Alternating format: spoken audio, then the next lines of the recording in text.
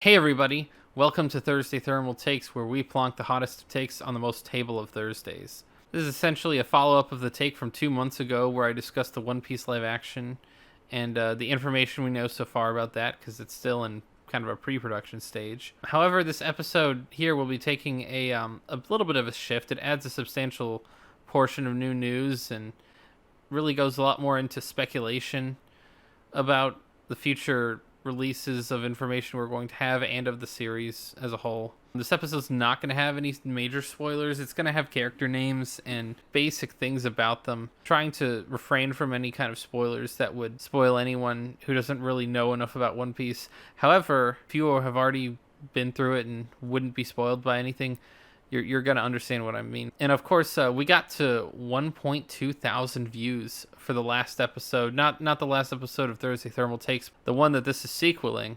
It really means a lot to me.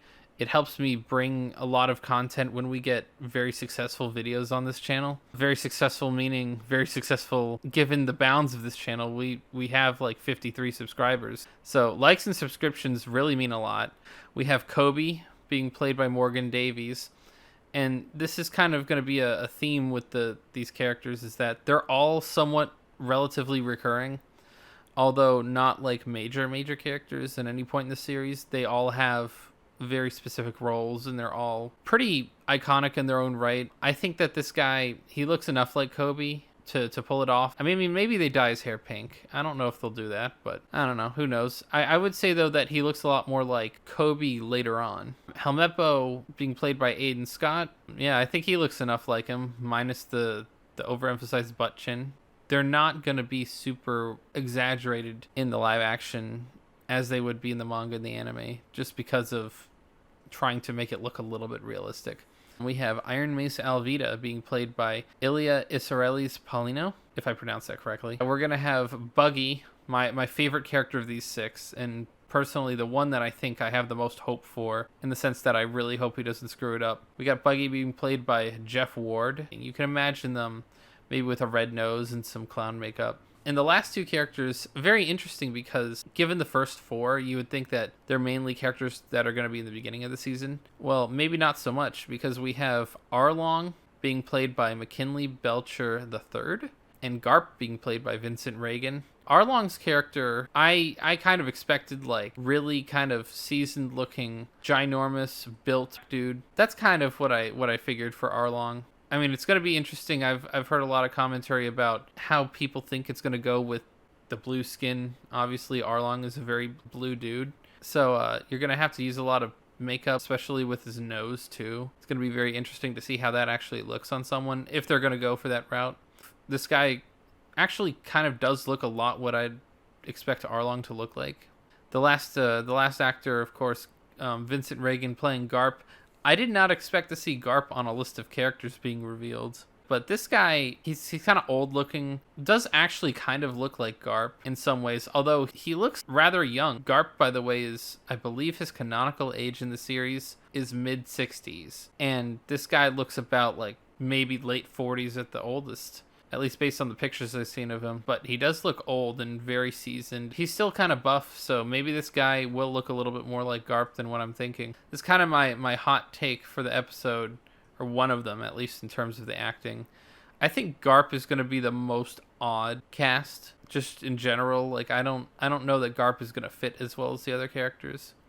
In terms of speculation, I do believe, and this channel will be making this official prediction, that the One Piece cover stories are basically either guaranteed to be delved into fully in the show, or at least be fully kind of fleshed out and hinted towards.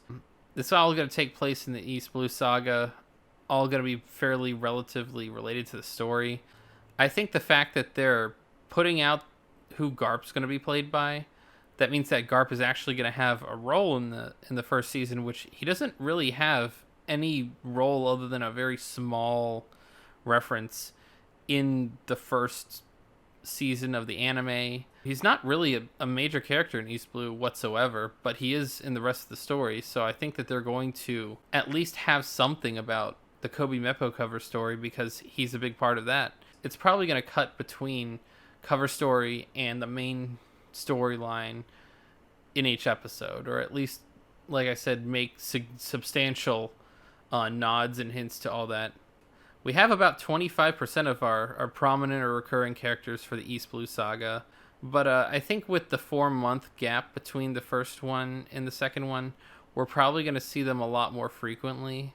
What characters would we see next, though? I think we would probably, given that we've gotten mostly characters from the first 2 arcs of the saga, I would guess that we would see ones from the next 2 arcs. You'd have like Kuro, Django, Kaya, potentially Gaimon from the Serp Village arc.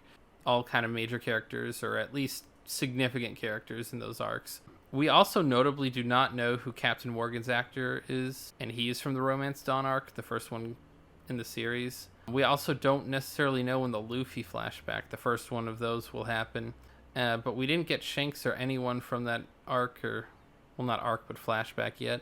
They're probably going to need to start at least planning and confirming certain things about season 2 within a year of like when they do it for season 1. Maybe I'll do something for the next actor drop if they have like a bunch of characters. Maybe I won't. It really depends on what we learn. Anyway, I hope you enjoyed the takes. If you liked or disliked anything, do definitely like or dislike by hitting the like or dislike button. Comment what you think below. And of course, subscribe and hit the bell for notifications if you haven't already. Once again, thank you guys for everything thus far, especially these last 2 months. Being able to do Thursday Thermal Takes has been kind of a joyride. If you like this one, definitely watch my reaction to the first live action, or the first One Piece live action review. Obviously, got a lot of spicy takes as well. Thank you all for watching, and see you again next Thursday.